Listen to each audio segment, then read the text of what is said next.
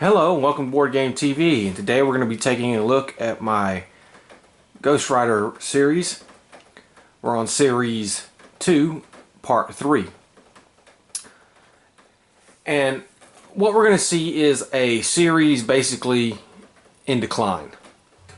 You're going to see a once great series, which at certain points in time was always in the top 5, top 10 sales for the month.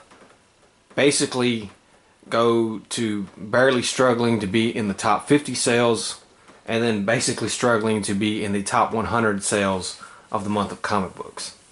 This is Howard Mackey's worst era when he was writing the Ghost Rider. He was spread pretty thin, and the mega crossovers and all this kind of stuff that was going on with it was just not helping.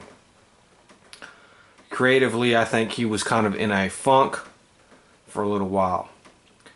Marvel would desperately try towards the end of Mackey's run to basically take Ghost Rider back to basics, but it didn't work out, and so Mackey would end up leaving by the end of this video, and they would bring in some new blood. And of course, what caused this is our first little thing here, the Siege of Darkness crossover. The Siege of Darkness crossover was a 17-part, 2-month extravaganza, which included all the Midnight Suns titles, which now included Doctor Strange, who had officially become a member of the Midnight Suns, 2 Marvel Comic Presents issues a month, and a issue of Midnight Suns Unlimited. You had to buy 17 books to get the entire storyline. And let me just say this, if you weren't a fan of Ghost Rider, if you were a fan of Ghost Rider but weren't a fan of the other books and had to buy them, you weren't getting great product anyways. The other books had really declined at this point in time. I mean, they were just in some bad states, art-wise, story-wise, everything. As a matter of fact, this would be the last issue of the Darkhold would be in the second part of the Siege of Darkness. Many considered the Siege of Darkness to what actually killed the Ghost Rider series.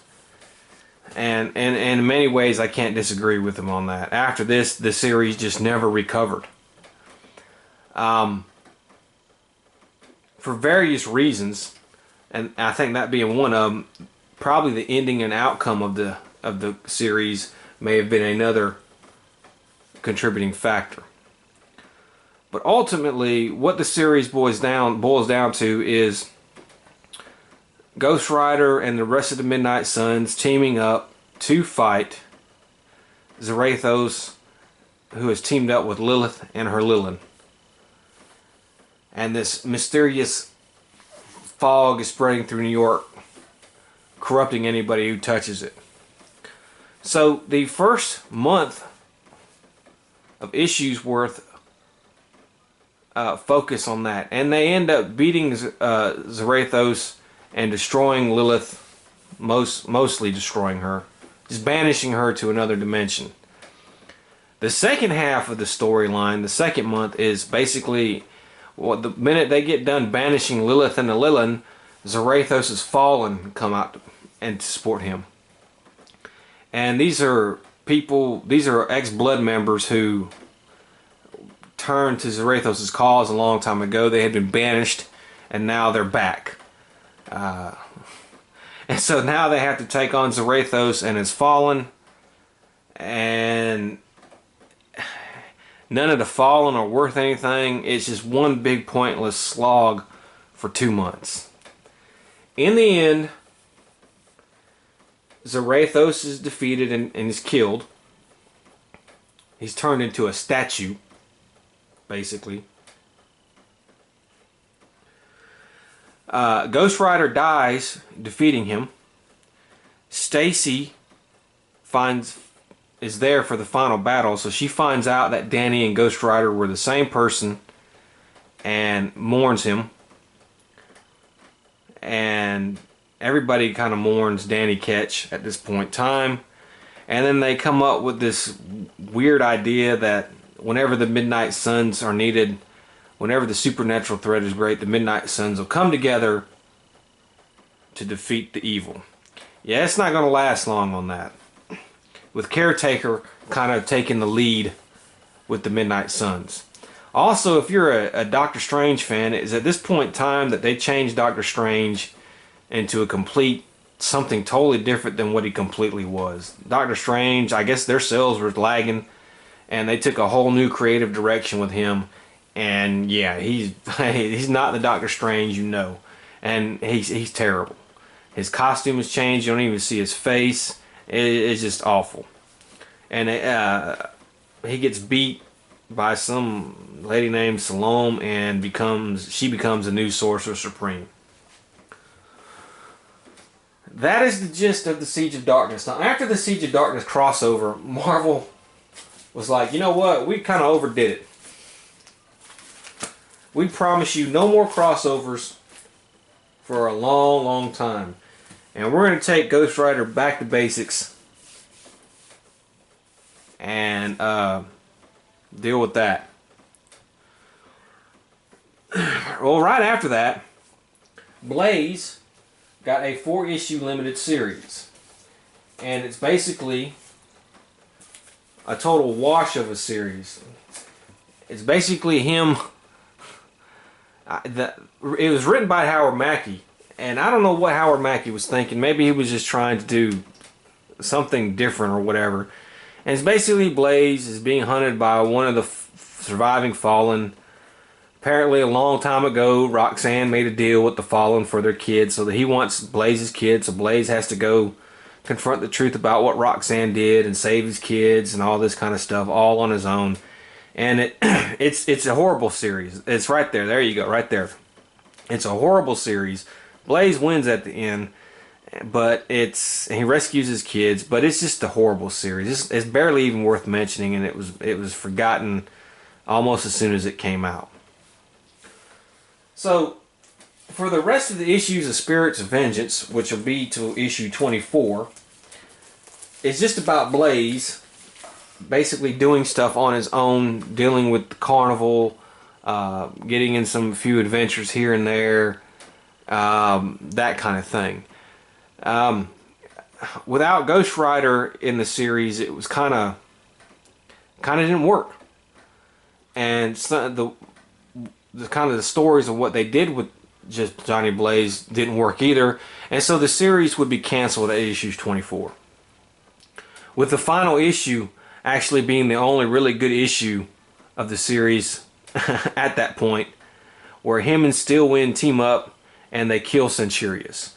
You're never going to see Centurious again. He's basically killed in a punk way by Johnny Blaze, because Centurious was still recovering from his wounds that he suffered at the hand of Zarathos when Zarathos popped out of him.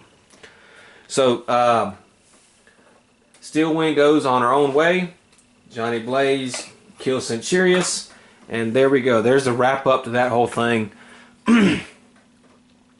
Blaze would get his own regular series. There's the final ride with Johnny Blaze. Blaze would get his own series, and we'll go into that in just a little bit. As far as Ghost Rider goes, the first 4-issue story arc of Ghost Rider after the Siege of Darkness event is Vengeance becoming the new Ghost Rider. And actually, this is one of the few bright spots of this final Ghost Rider era from Howard Mackey.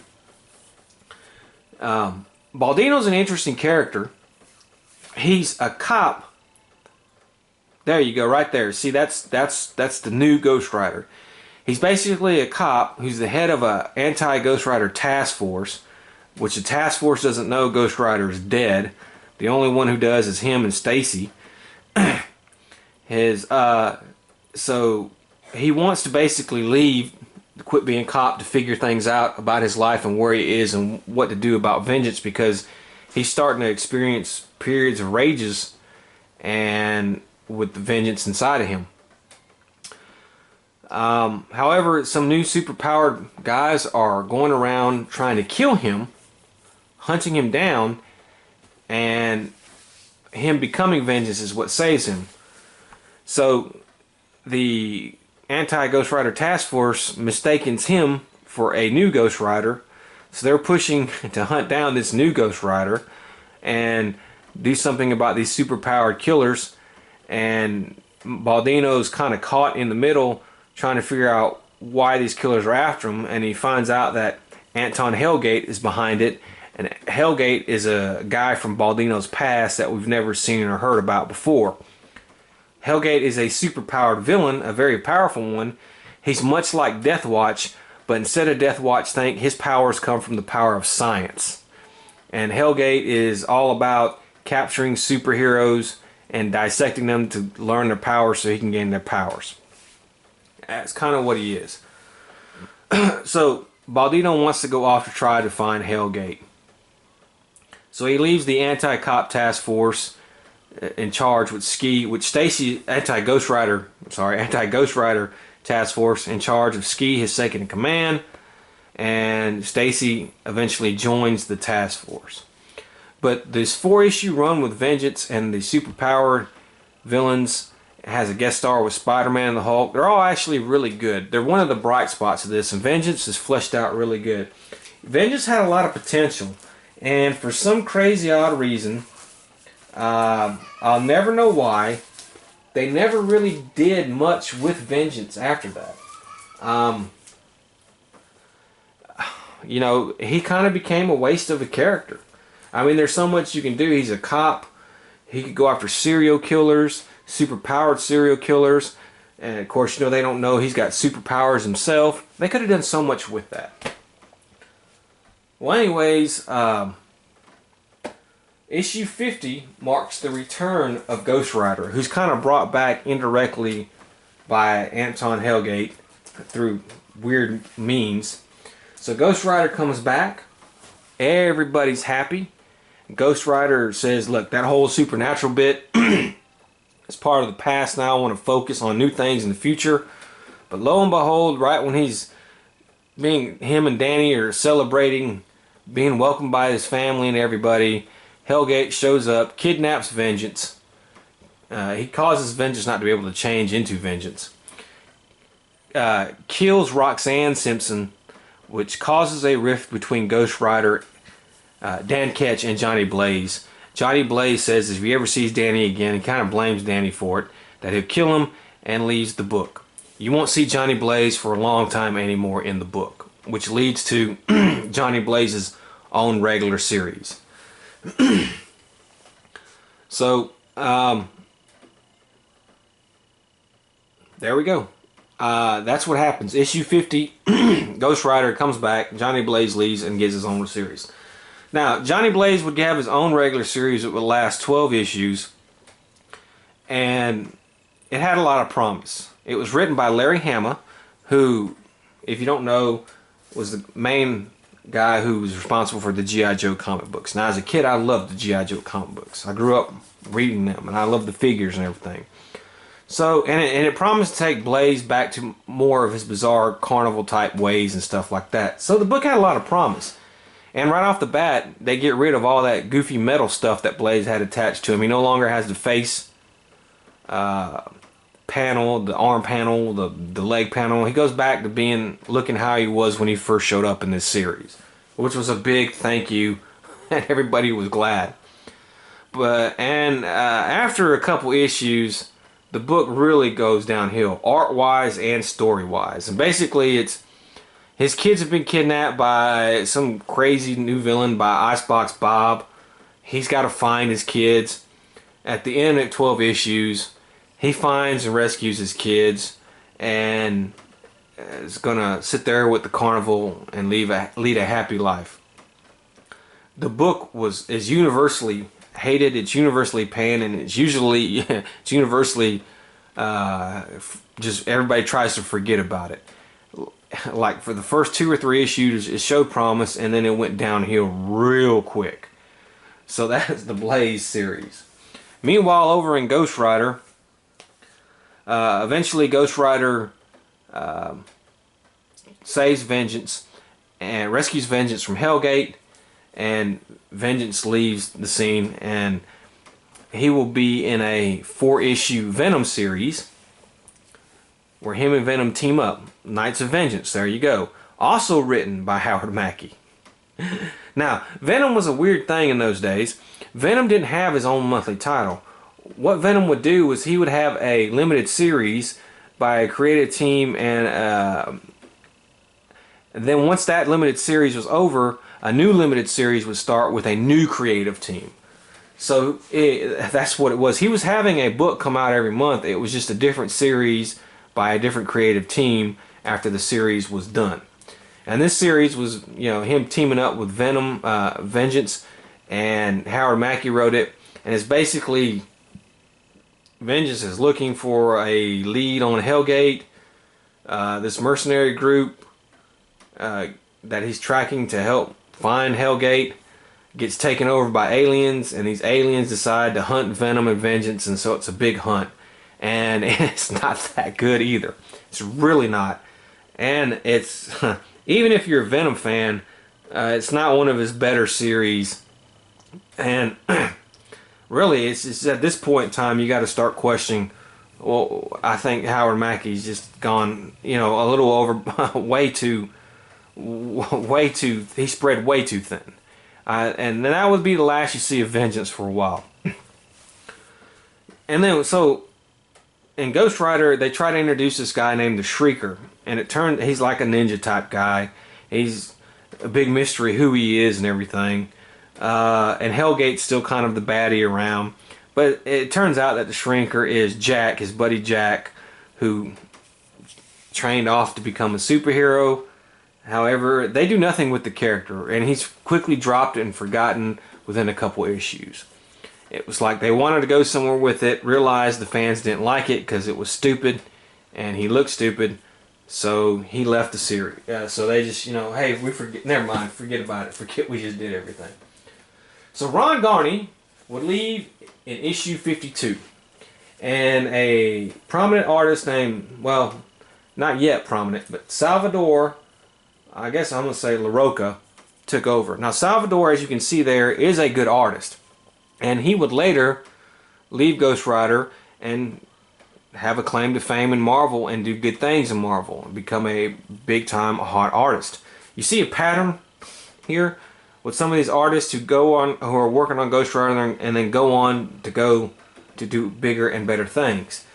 And Salvador, although I don't like his art as much as I did Garney, of course he's no Saltaires and Tex, he did a very good job, and he had a certain style, and he got better as he went along, and his art was good. It did fit the series, I'll give him that.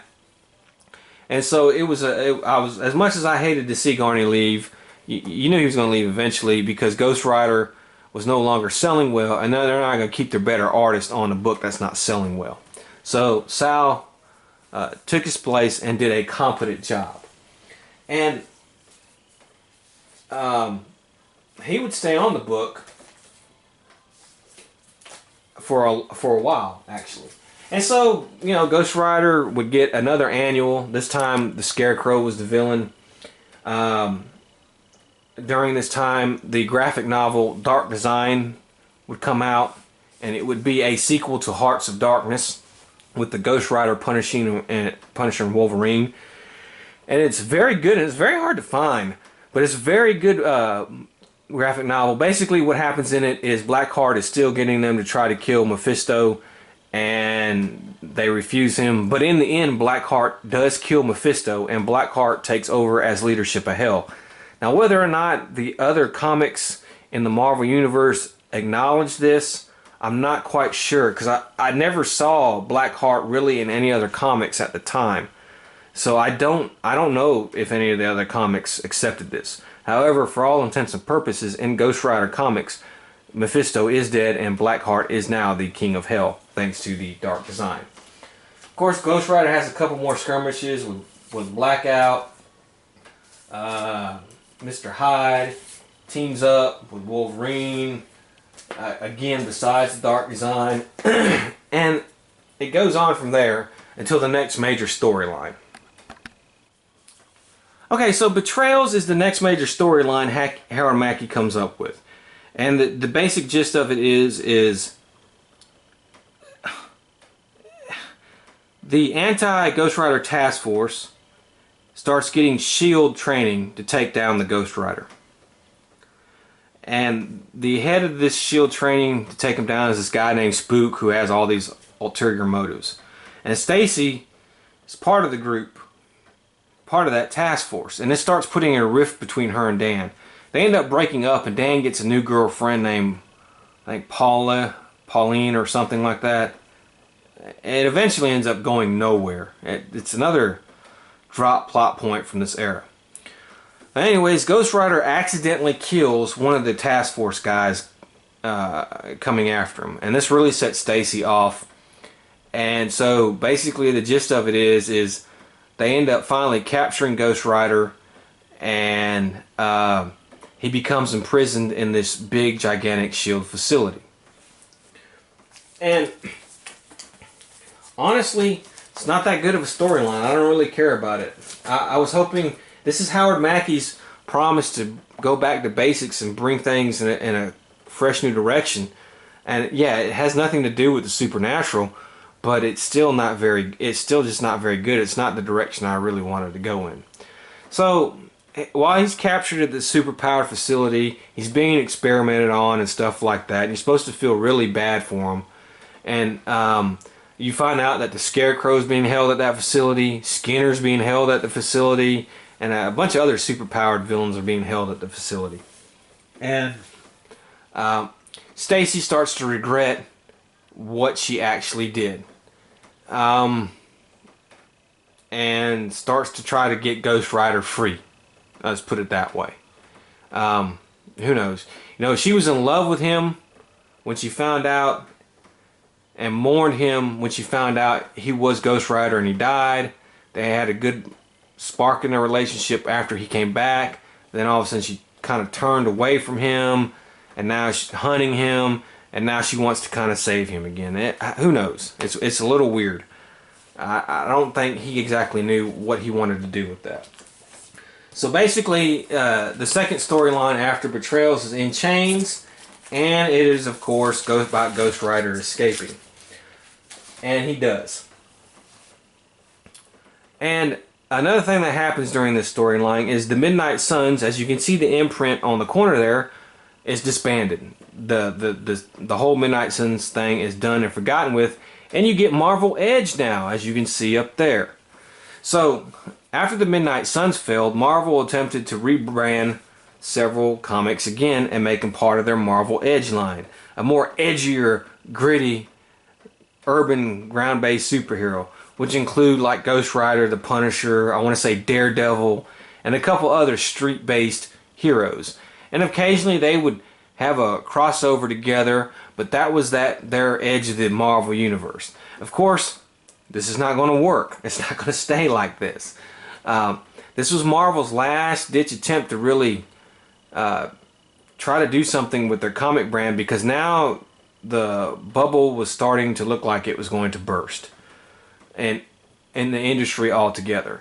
And so Marvel was just coming up with ideas, anything that would stick, to do that. So part of the Over the Edge thing was every month there would be a cheap, like 99-cent issue of Over the Edge, and it would every month it would feature a different hero of the Over the Edge universe, and Ghost Rider was one of those. And so every couple months it would be Ghost Rider's turn to star in one of the Over the Edge comics. And the quality of those comics were absolute garbage. The art was terrible, the storylines were terrible, the little one-shot stories, they were just no good. And it was another, even at 99 cents, it's too much money for that, okay? They couldn't give these things away. And so eventually the Over the Edge thing would end up being stopped as well. So again, basically the end of Mackey's run, Ghost Rider fights Blackout one more time, and while he doesn't outright kill him, that'll be the last you see of Blackout in this series. It's an ending to a hero, to a villain who went through some weird periods, but who eventually kind of come back after the whole Lilin fiasco and Siege of Darkness, and you know, that's to be the last you see of Blackout. Then he does this thing where the Brood return and he teams up with the X-Men again, and so we have a little mini storyline of that, and then basically Howard Mackie would leave right after that. There was one more plot point that Mackie tried to do. We met a guy that we thought was Dan Ketch's real father. He's introduced. Frances Ketch has Danny meet him. She doesn't tell him all out what the deal is, but it's kind of hinted at that he is Danny's real father. But that plot line is dropped immediately after Howard Mackie leaves. So that plot line goes nowhere. The whole girlfriend Pauline plot line goes nowhere. The whole Jack being a superhero thing goes nowhere. The whole, what was the point of Ghost Rider getting captured? It was supposed to change the face of the Ghost Rider comics, and it really didn't. So there was no point in that. So there's a lot of misses for this. And then the last thing we have is a Ghost Rider graphic novel, co-written by Howard Mackie and Ivan Valdez Jr. And it's called Crossroads, and it's actually pretty decent. It's basically Blackheart makes Johnny Blaze the Ghost Rider again, and basically Johnny Blaze and Danny Ketch kind of reconcile a little bit in it, and Blackheart is making moves to expand Hell and do something different with it. And for a little brief time, you see Johnny Blaze as the Ghost Rider, but there can only be one Ghost Rider at a time according to the rules. So eventually Dan Ketch becomes Ghost Rider again by the end of the story. Blackheart is defeated but not killed. Scarecrow's in it. It's a pretty nice read to see if you like seeing Johnny Blaze just be Ghost Rider, the Zarathos Ghost Rider, one more time. It's nice to see that. And because, you know, at that time you never thought you was ever going to see that really ever again. So it was nice to see something like that, and it was a decent story with some decent art. But other than that, after that,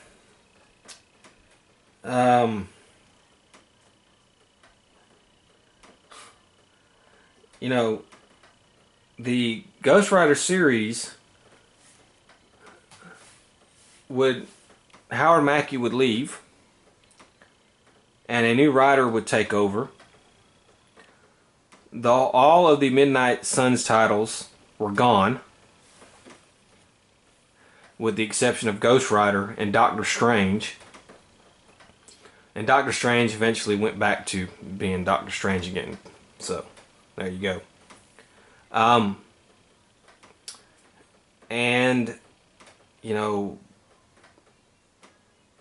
hardly anything creative came out of this little era. I mean, yeah, Zarathos was finally defeated, but, you know, Ghost Rider was killed temporarily. You know, a lot of fans were mad at that when that originally happened, but anybody with their salt knew that he was coming back. This is just, you know, that was during the time when everybody's heroes were getting killed or forced to retire or changing, but you knew that he was going to come back. They all did, eventually.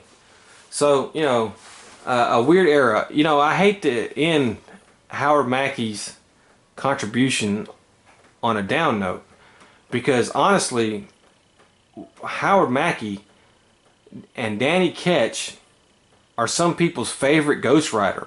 I know at times I kind of think Danny Ketch Ghost Rider is my favorite Ghost Rider.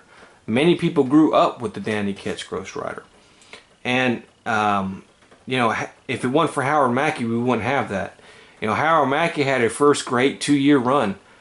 And his middle part where they kind of expanded, you know, wasn't all bad either. It's just his final run it just feels tainted. It feels like it tainted his legacy. You know, the guy was writing so many books. He had to do so many, you know, crossovers and spin-offs come from this, and it's just, I don't think any one person could have really managed it well. But that was the industry at the time, like I said. So Howard Mackey would leave. I like, props to him. He did do a good job. He did a great job, especially after if you see what comes next. Oh my God!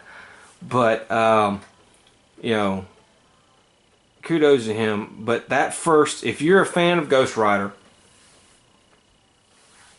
or if you want to get into Ghost Rider, I've said before, get Howard Mackey's first 2 years on this book, 1 through 24.